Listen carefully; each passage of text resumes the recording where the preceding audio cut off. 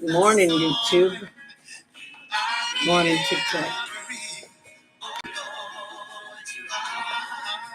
Today, all things become new. That's my message. Behold,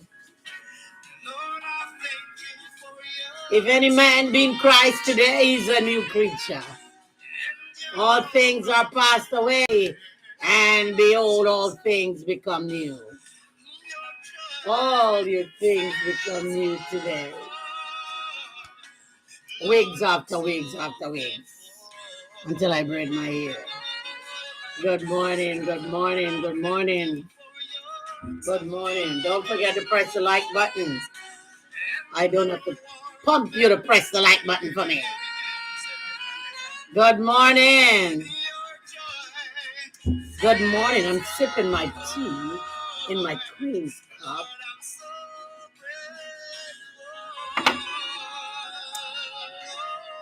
Good morning. Good morning. How are you this morning? Oh, it's the Rose of Sharon. Today's Bible class. Prayer meeting, so I'm going to be leaving in a couple minutes.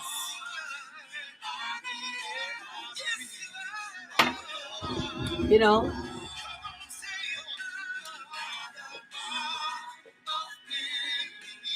we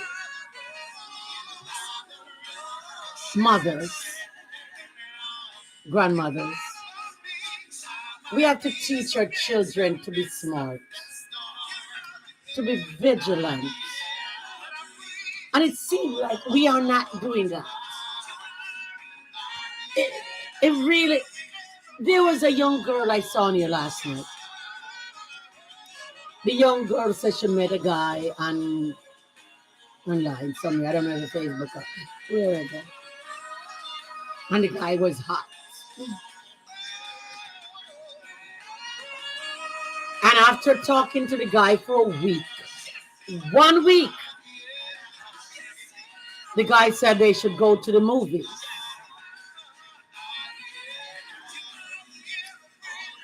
And she told the guy where she live.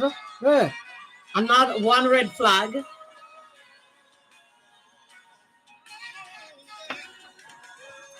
She told the guy where she live to come and pick her up. When the guy came, the guy have another guy in the car sitting in the front seat. And she has to sit in the back. Now, to me, that would be a red flag.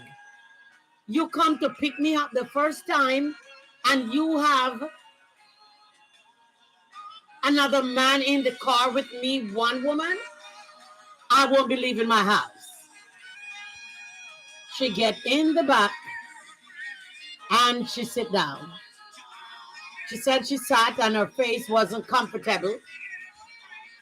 So the guy looked and said, oh, it's only half an hour drive. She said she was on the highway for over an hour to take this other guy home, the guy claimed. She said over an hour and a half, or over 15 minutes, they were driving.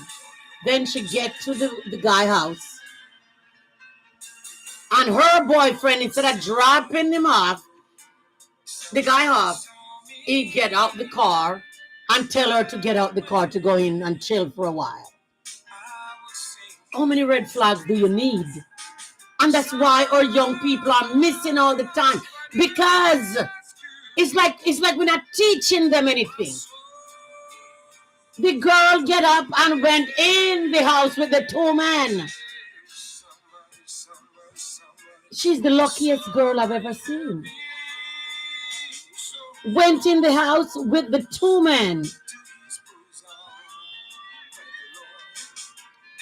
And she said while she in there, the man was touching on her. And she said no, because the guy was there and looking. So the guy said, you can go into my room, in a room, we have a guest room. So she leave Another red flag. After meeting the guy for a week and going into a private room with the guy, start touching her and carry on and carry on. She said no. Then the other guy from out there come in and start to open up her blouse and pulling on her. She said, what is going on? She said she's ready to go. So the guy said, didn't the guy tell you what was going on? I thought the guy said he was all in it. The two guy was there too with her. And so she said he should take her home. So the two of them get upset, lock the door, and the guy get in the car. They're supposed to take her home, an hour from home, get in the car and lock the car. One moment, I got to take this call. Good morning. Good morning, Barbara.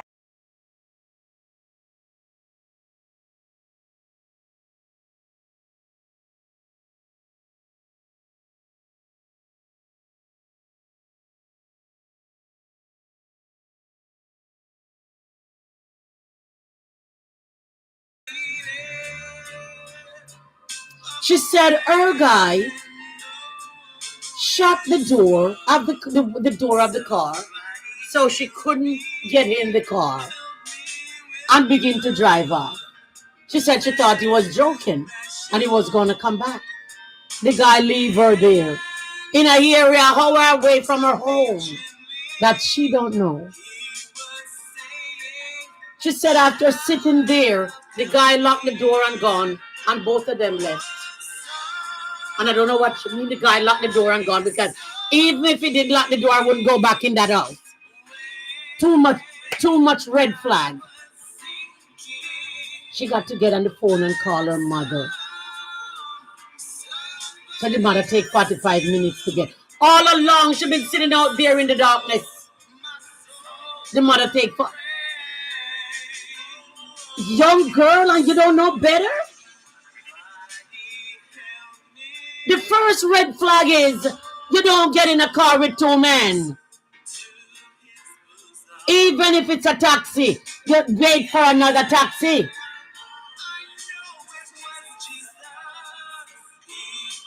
That boys could have done whatever with her and unalive her.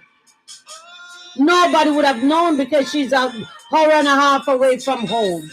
How would you go in a house with two men by yourself with a man you just met for a week? You don't know the man.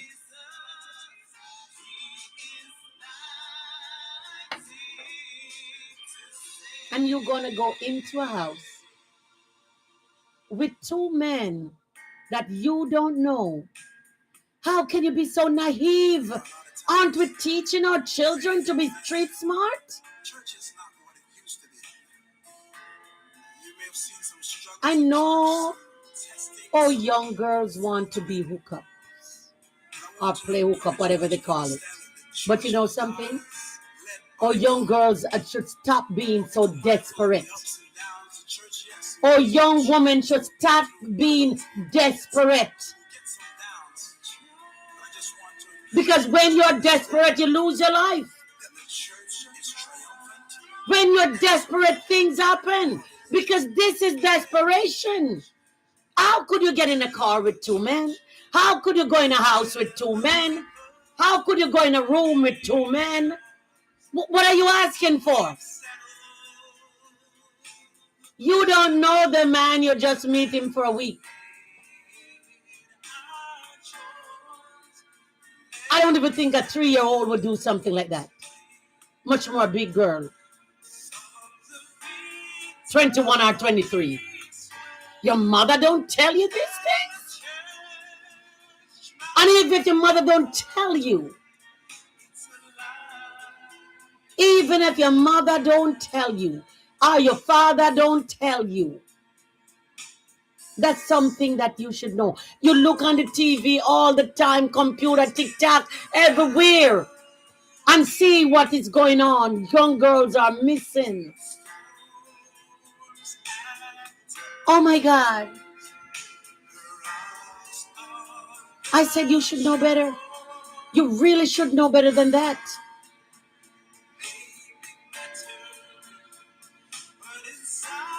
I will not get in a car. And I'm not a teenager. I would not get in a car with two men. I would not go in a house with two men unless a woman is in there.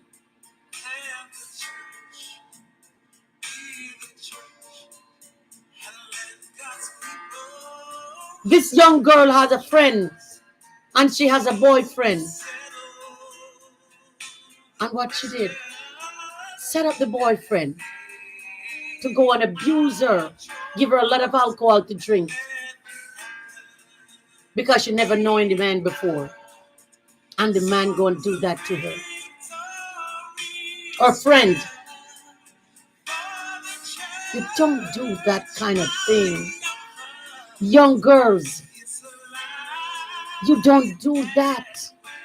Don't go nowhere where you don't have access to your car. An hour away? You gotta be kidding me. That's that and that. But really, that when I hear that, I really, we should teach our children or young girl in college that they always will be woman and they always will be man, no matter what. No matter what they look. My mother said every hoe have a stick in the bush. There will always be a woman out there that you can have. There will always be a man out there that you can have. You don't have to be desperate. You don't have to go out your way. There always be a man.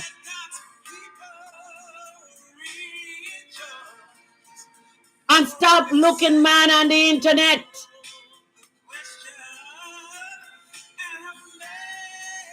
They're hiding all their flaws. And then what? You end up with them. Anyway, I just got to get that out of the way because it was still bothering me. When I heard that, this young girl went, oh my God, went, stop. Oh.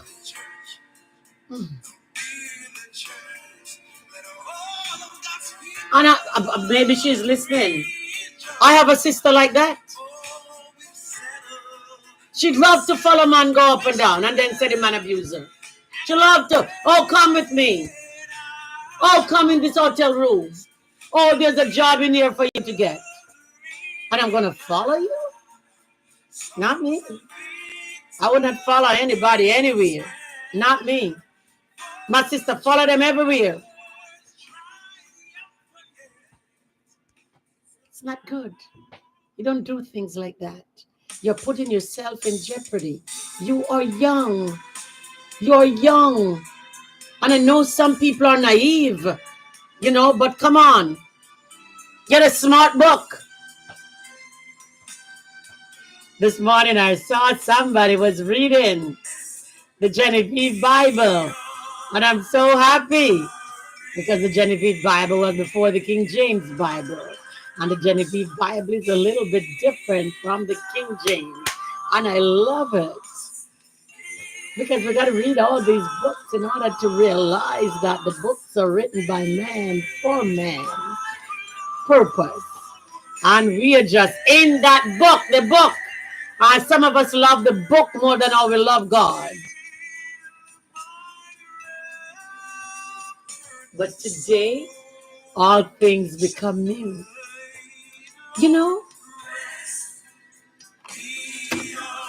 I was taking a shower this morning with my dogs, bathing them, and my what do you call it, tea? Some ginger something tea. And I was just recollecting over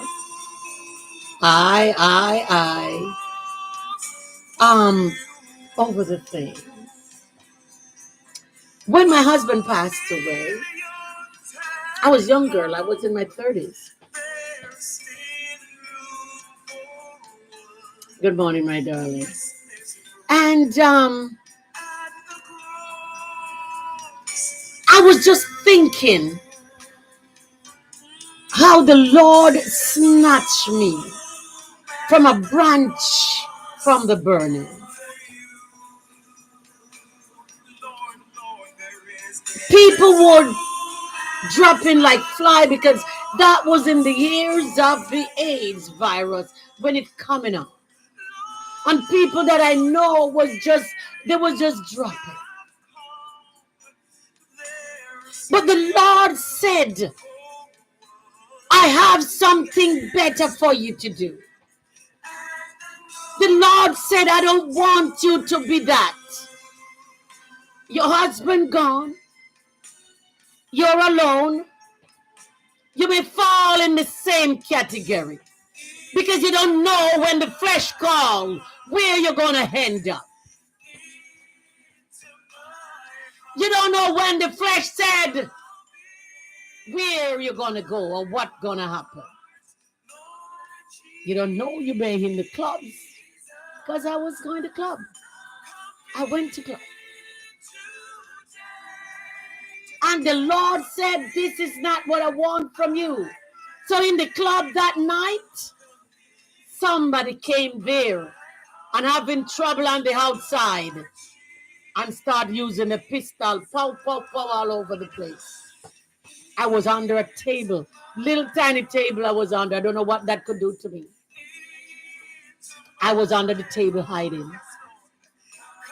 And God said, this is not, my friend said, I'm inviting you to a convention. And the Lord said, this is not what I want from you. I went to the church and the man said, what are you going to do for the Lord? I said, I want to serve the Lord. And he said, how do you want to serve the Lord? I said, I want to get baptized. And when I said I want to get baptized, I wasn't speaking anymore. Something was speaking inside of me. Something was speaking. I wasn't there anymore.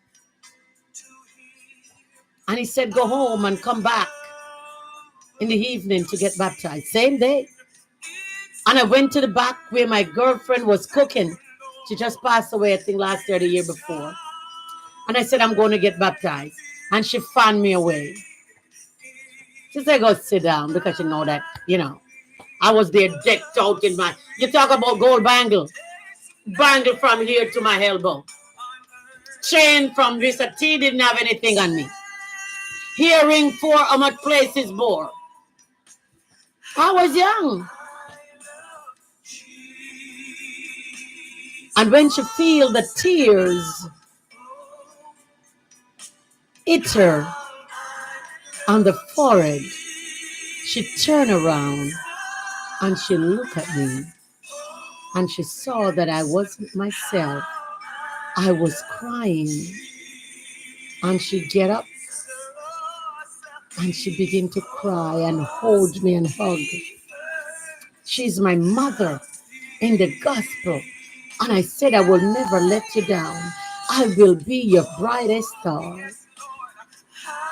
And I went and I get baptized. And it never be the same. God has something. He didn't want me to end up like everybody else. I could have, in Fort Lauderdale, those times, that was the thing. Everybody was going and doing, and although it was the AIDS virus going around, without no healing and no cure, everybody was still doing their thing.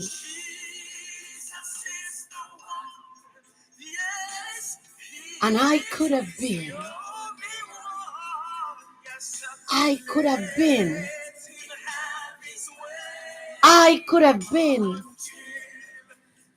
used to be here. I could have been, I'll call it statistic. I could have been. But God said no.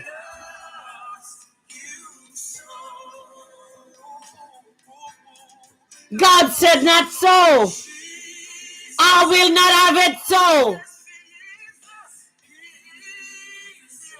God said, I will not let your life be like that. God said, you're different. God said, you are not the same. God said, you are different. I am so glad. Because I don't know where I would be today, maybe 6 foot under. I don't know where I would be today. Because there is so much people. So much people. So much friends. But he said, you're going to be my evangelist that spread my name abroad. I said, yes, Lord. I answer to your call. I answer the master's call.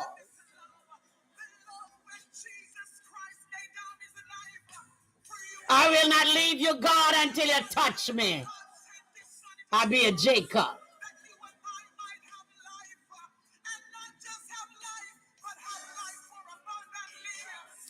I will not leave him. And I am so glad.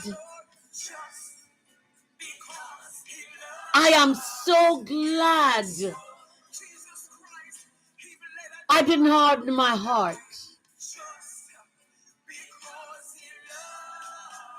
I wasn't a drinker. I wasn't a smoker. But I love good music. I love music. I love the music. And I'll get me a glass of wine and it will last me all night. But I love music. I don't know what my life would have been.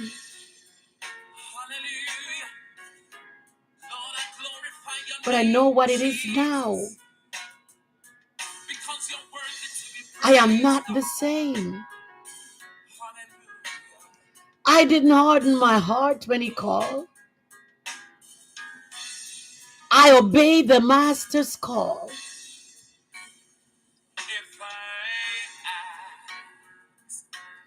I have a friend who said, oh, all my friends are becoming Christian. And she saw them in clubs. I said, you will never see me in clubs. Never.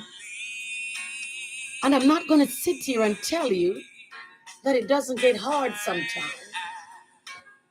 That you don't have to cry sometimes.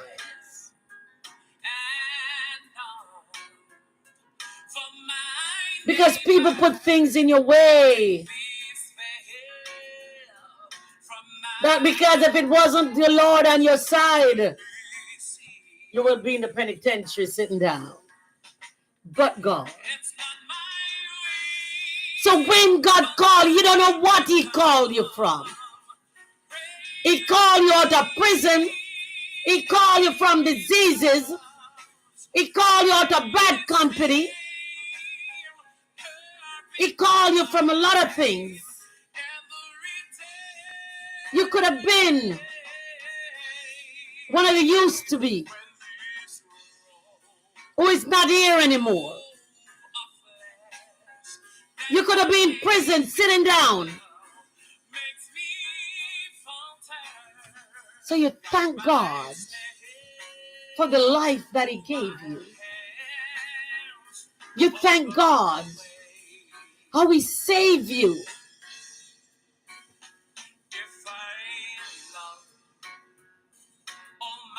This thing is scratching me and not behaving itself. You thank God for calling you out of darkness into marvelous light. You thank God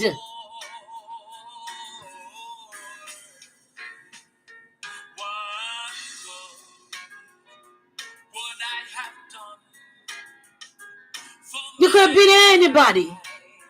You could have been anywhere.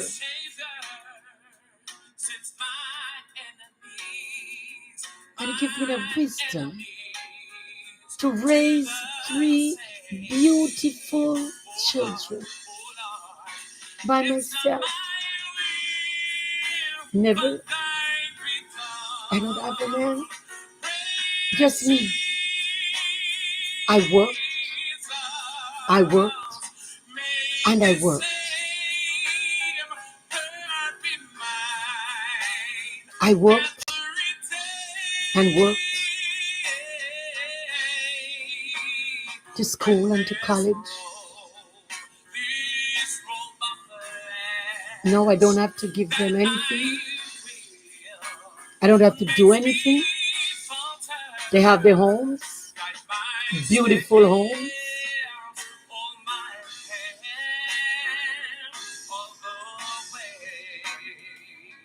I don't have to do anything for them.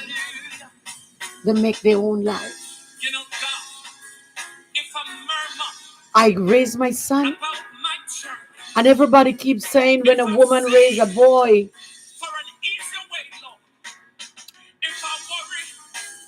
they're never the same. And I cry out to God. I start asking the men at church to be influential in their life. But when I see what church people were doing, I said, no, not my son. I don't want my son go around them because they are worse than the one them in the street. I said, God,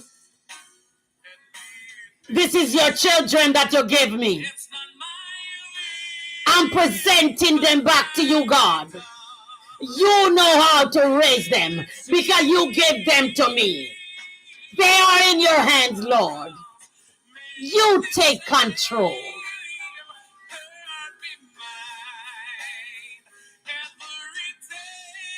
I have three beautiful children.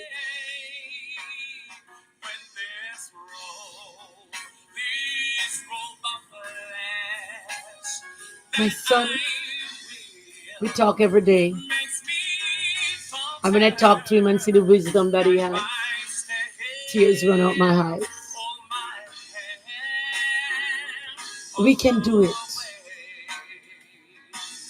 We can do it. It will be good if you get or have a man. But nowadays, men don't even like women to have children. And I don't know how that is. Because they feel like it's not their child. So they can't come in and be a father. I heard a woman talking this morning, and she said that the man should be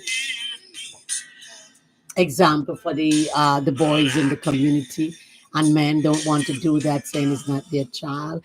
But when we were growing up, it used to be big brother. It used to be big brother and big sisters. Well, in Fort Lauderdale, 20 years ago, it was big brother, and man used to come around and take your child and take them fishing and take them, you know what I mean, uh and all that. Used to be a big brother, take them to the movie they can talk to and talk to them in a manly fashion, when there is no man in the home. A lot of time now it's not like that, and men don't want to, you know, uh, these men sometimes they are like different, not like the men of before. Everybody is not the same, and women too. They still have. If a man would have a child growing by himself, then there is a woman who would come in and be a mother to that child. Let them see, especially, and the girls, you teach them to cook, you teach them, you know what I mean, to make bed, and teach them to do the chores in the home where there is no mother present. So that's when the big sister would come in. The big brother would be take the boys, and the big sister would take the girl and teach them these things. And that's what used to happen in my time. I was big sister, yeah, to girls.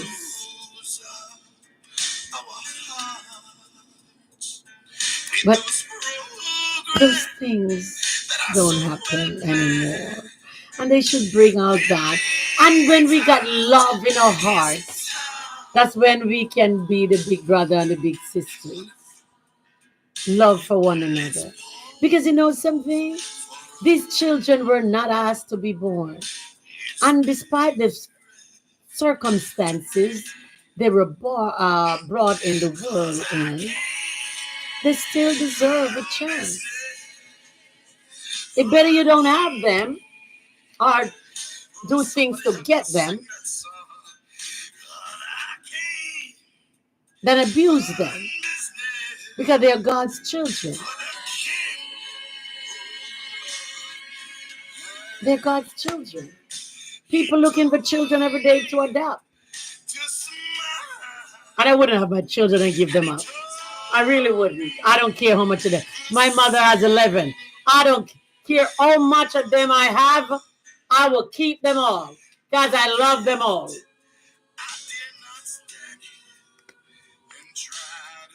There is a bond.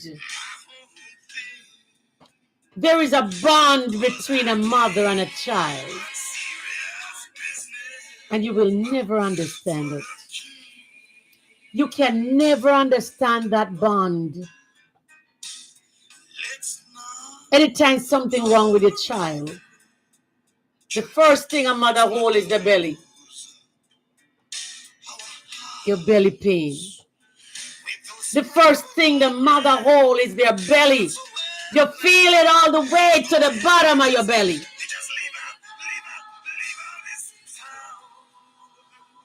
A mother has this connection, this attachment that they have to cut off. It didn't just drop off, you know. They sever it with a scissor. When the baby is born, they cut it. Cut the umbilical cord. So they have to cut the umbilical cord from the mother. So when something wrong with your child, you feel it way down. And don't get me, I don't say father don't feel. Fathers feel also. But trust me, fathers don't feel like mothers. Fathers don't feel like mothers. You don't feel it like mother. A mother have the connection, the attachment. You have the droplet. A mother go through pain. I told someone, I said I could not go through it again. I could not have more than 3.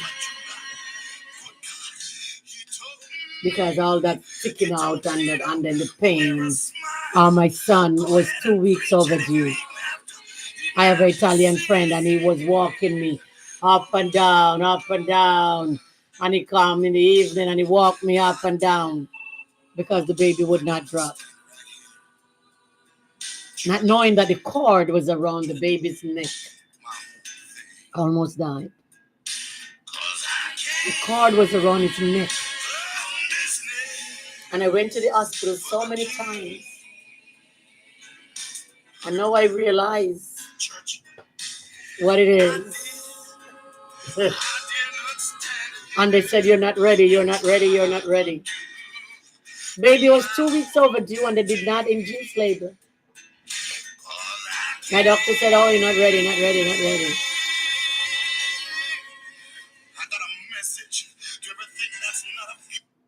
He said, you're not ready.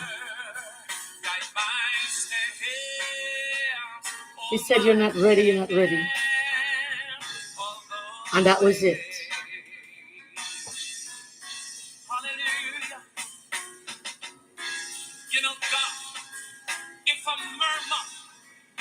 So when something wrong with your child, and you grab your stomach,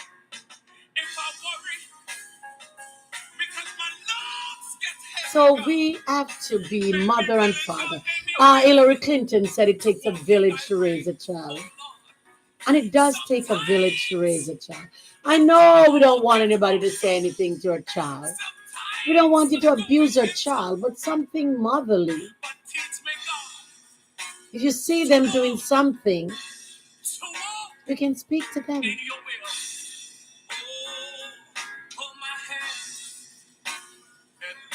I watch every evening. You see the bus drop the children at the corner, and the children there, and I watch them go up. The other day I was coming from, I don't know. Yes, I'm on the other street, couple street over, and the bus leave these little children. I don't know, so far away from their gate. And when the bus leave the little children, a parent came and picked up like 3 children, and he was walking with those children. The little boy can't be more than 8, and I feel everything in me because he has to turn back and go far because he live in association, and he got to turn back and go far up in order to get. And I'm saying, oh my God, that little boy walking by himself. Anybody could just come and snatch him. And I was just watching and driving slow and watch him to see when it turned into his association. We got to be our children, watch out for our children. I don't care if they are mine, they are mine. I don't care if they belong to me, they are mine. I love every children. And that's why I pray for them all the time. When I hear something wrong with a child, I cry.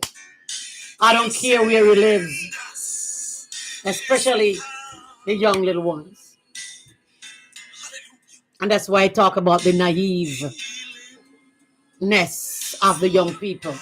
You can't be naive these days. And meet somebody on the internet and follow them anywhere. For God's sake, don't do it. Or when you're talking to them for 3 months, don't go. Satan will sit down, my mother said, for 3 years, 50 years and watch you. And when somebody want to do evil to you, they will sit and watch you. And 3, 4 years, they're still watching you. And when you fall in the trap, they said, you know how long I've been watching you. They said, how long? You know how long I've been watching you. So don't think that people don't watch you. You're not seeing people looking through their window. I have the wood blind and I will raise one up. People are looking through their window. They know you're going and you're coming.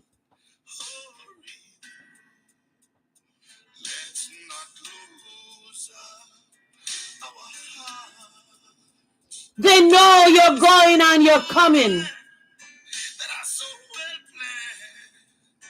They watch you.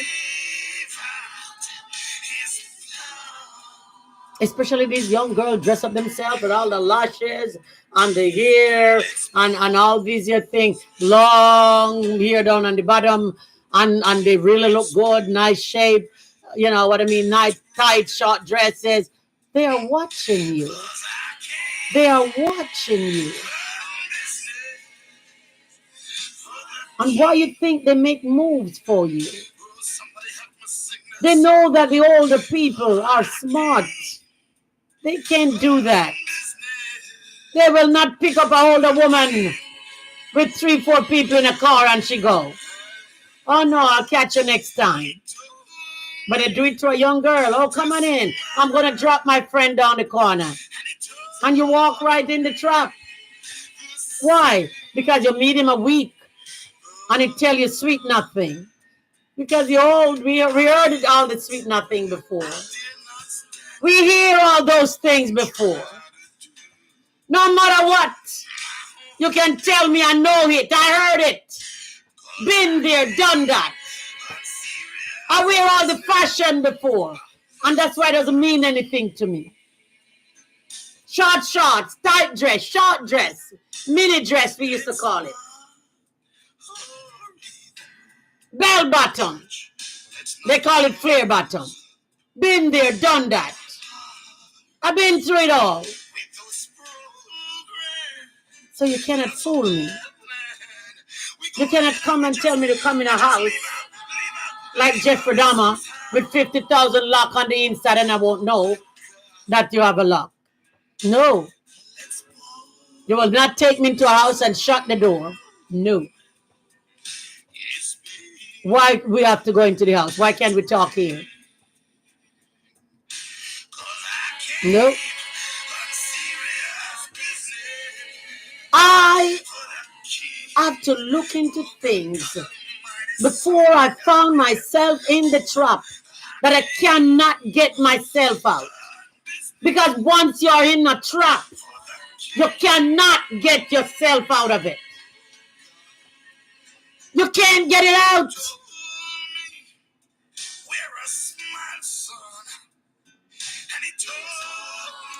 You can hardly manage one man, much more two men. Unless you know karate.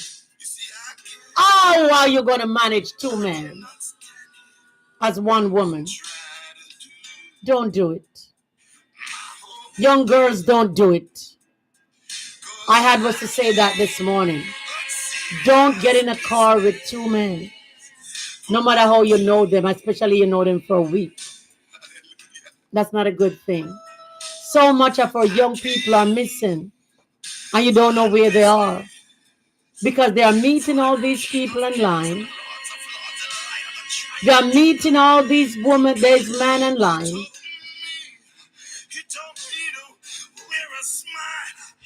And they are going out there.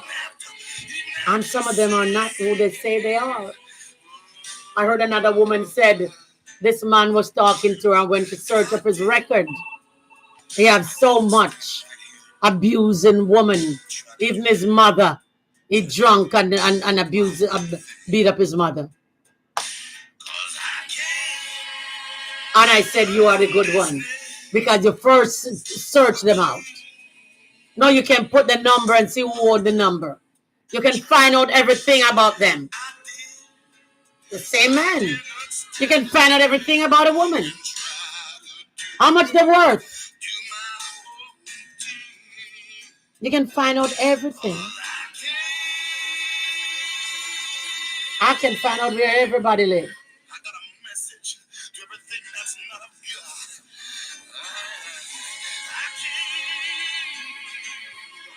I'm a realtor anyway, so, you know, but goes without saying. But nevertheless, we need to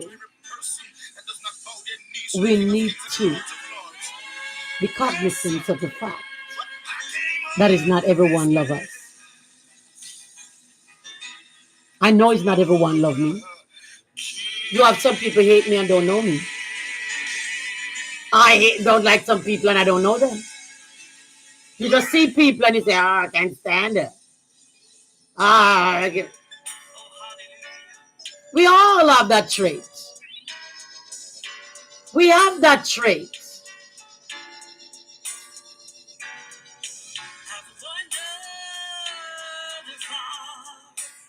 So it's not just one person, do these things.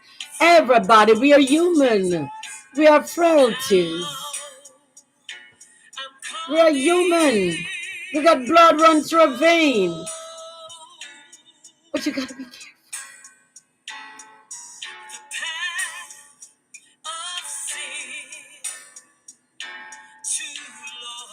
I don't like to meet anybody online because I don't feel like they're honest. And I think if you are online, I think you're supposed to can get somebody without you have to be online.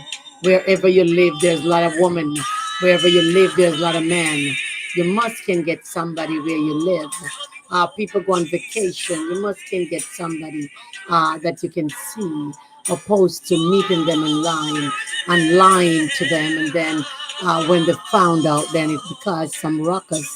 That you know what I mean. Oh, you know what I mean.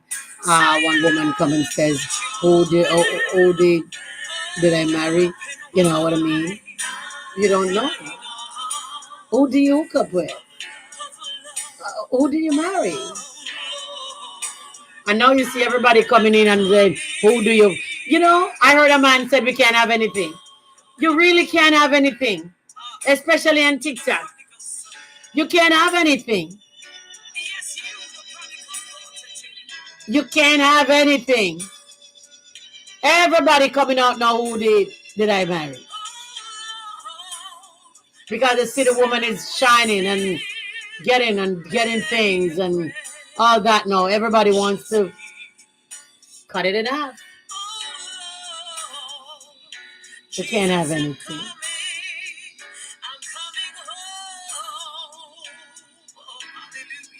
But you need to come home to God. Repent. With bitter tears. Lord, I'm coming home. Let him give you a new heart. Let him give you the desire to serve him. Let him give you the desire to live for him.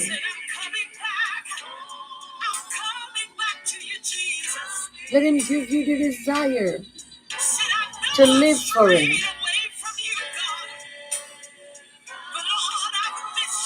Thank you, Courtney. Let him give you the desire to do the things that is right, that is good, that is honorable. I think I heard somebody said, if a man cheat or if a woman, whatever, something, if you can forgive them or whatever it is. I don't know. First of all, there shouldn't be any cheating. I don't believe in all the cheating business. And when somebody cheats, it's the hardest thing for a person to accept. And that is if you love that person. If you love that person and that person cheats on you. And sometimes, where's all this here coming in? It's not the fact that the person cheats. It's the fact that you're thinking all kind of other things. How did he? How did he? How did she? How? And that's the breaking point there. Did he hold her the same way? Did he whisper in her ear? Did he touch her neck? Did he? Those are the things that kills you. It's not the fact that he cheats. That part hurt you too. But you're thinking, oh my goodness, he used to touch my back. He used to hold me close. Did he do the same thing? Did he? Did she? Oh my Lord, she used to. That's the thing that makes it hurts you. And sometimes you cannot live with that. And although people said, oh yeah, I forgive you. As soon as you have a quarrel, they bring it right back up. You remember when? And when a husband cheated his wife, it takes therapy. It takes a lot of talking to or talking out. Because it's very, very hard on both parties. Depends on who is the cheater. The cheatee. Depends on who is the cheater. It's hard. So whether it's a man that does it, it's hard. And whether it's a woman that does it, it's hard. But the man don't think it hard on you when he cheats. But oh my God, if the woman cheats, kills the man. I don't even think if a woman cheats, if a man can be with her anymore. I really don't think so. I don't think a woman cheats and a man will be with them again. Because it really hurts their ego. It hurts them. Because they're thinking the same thing. Did you? Did you? Did you? I wonder if. So, don't have that. Don't. The Bible said, don't let these things be found with you. Don't let those things find with you if you have a good marriage, if you have a good man, if you have a good wife. And you know something? People always put themselves in your marriage to break it up. Your husband have a friend, and what the friend says, as soon as the husband is around, I've been looking at you a long time, you know. You look so nice. Look at your rump. Look at your legs. Look at your waist. Look at. I've been noticing everything about you. Wants you to break your vow. And if you have a girlfriend, it's saying the same thing to the husband. The wife don't deserve you. You're better. You need somebody better. And that's why people break up your relationship. So when you have a third party in your relationship, you gotta be careful. Be careful. Because a lot of times they don't want anything good for you.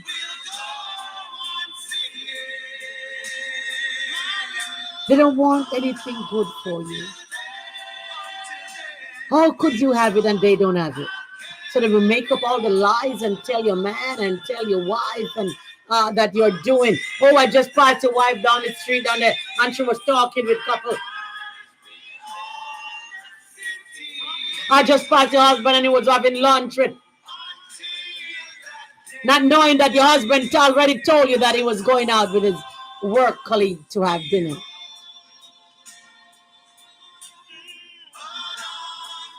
We got to be careful. The world is not what it used to be. This is every man for themselves.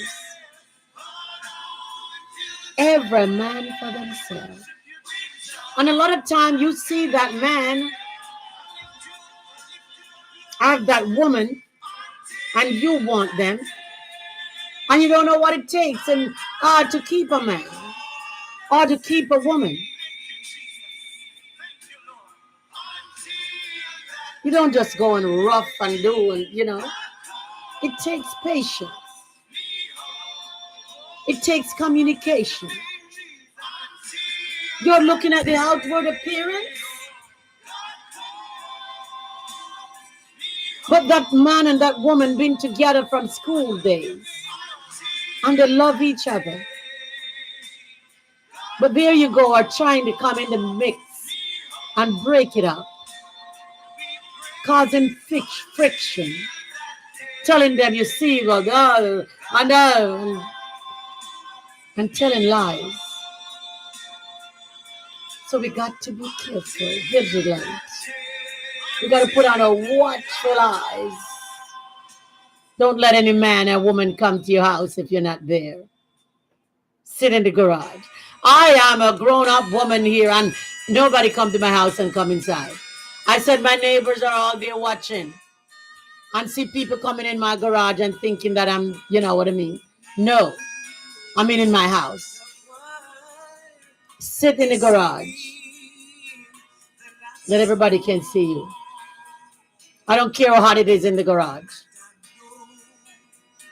It's time to go.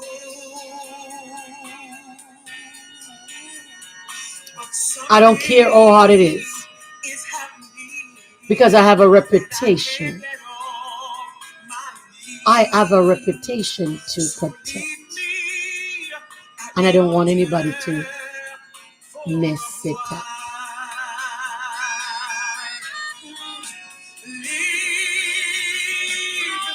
You have your reputation. Protect your reputation. Protect it with your life. Because after your name start be up and down on the street. Because I'm up and down and everybody know me. Everybody, everywhere I live, everybody know me. Because I'm one woman who friendly. I don't care if I stand up in the middle of the road and pray for you.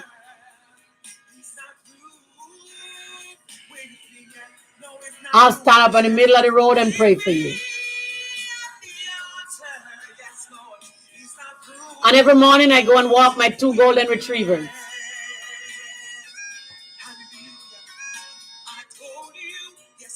So everybody know the dog woman.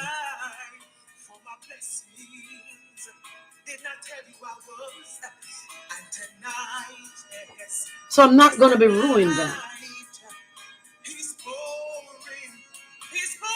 The Bible said the older woman should teach the young woman how to take care of their husband.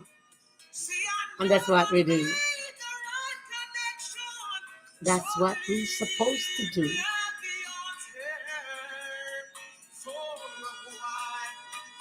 We're supposed to teach the young woman what to do, how to do it. But I see a lot of older women is out there running competition with the young girls. Running competition with their granddaughters.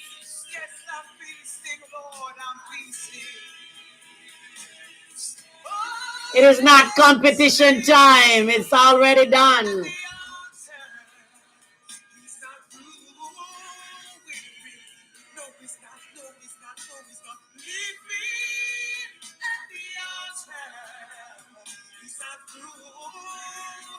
But when you have God in the vessel, you smile at the storm.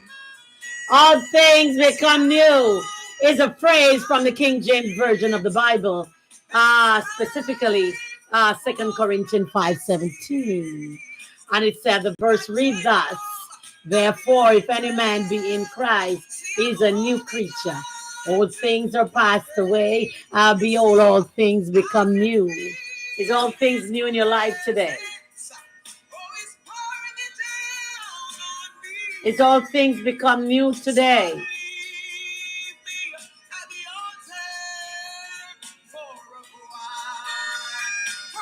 All things become new.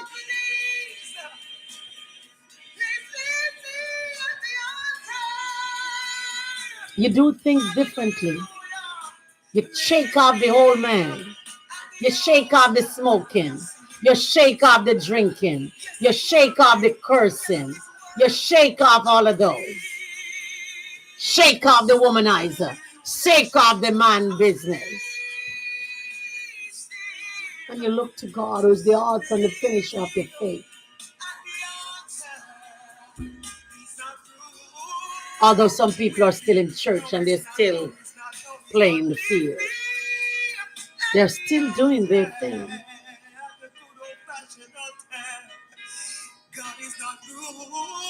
And I wonder how.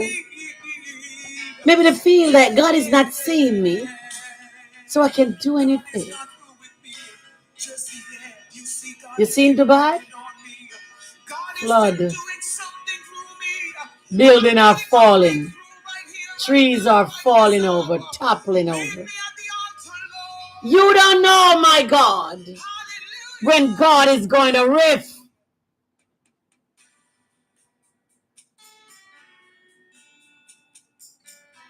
You don't know when God is going to rift. You may not see him. It may not come when you want it, but it's on time. You may not see him do the things that you want to do or want him to do. But he riff. He will riff.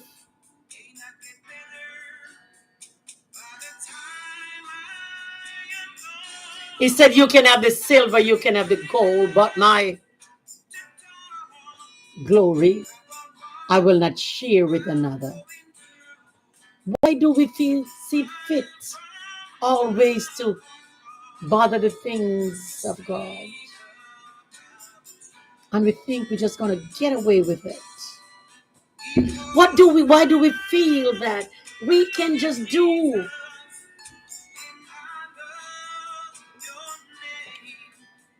whatever we feel like doing with God business? And we don't want to serve him, because Dubai is still doing some business over there. We don't want to serve him. We don't want to live for him. We don't want to give him our hearts. But we jump in his face day and night and tell him what we think of him. And we blaspheme against the Holy Ghost, not knowing that we have no part with him if we blaspheme. But we don't know. We don't know the things that we do because we don't know. And because we don't know, I don't think he will hold it against us. It's only when you know and you do these things.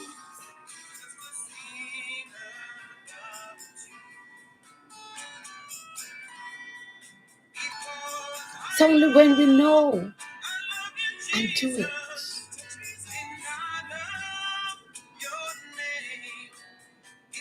But I know he's a good God.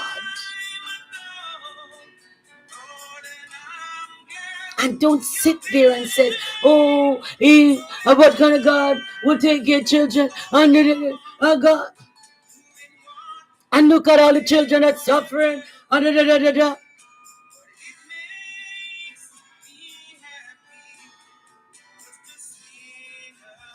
We have a choice.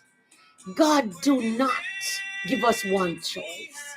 We have a choice. And whatever we do with the choices that we have, it's on us.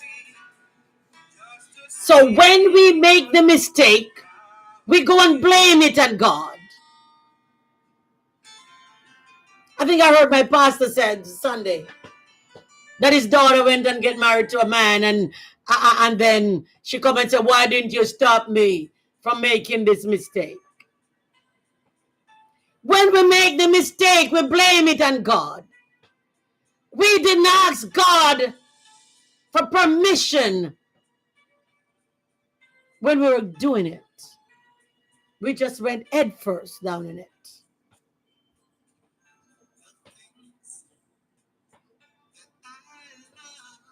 And then it's God's fault. He should have stopped me. He should have stopped me.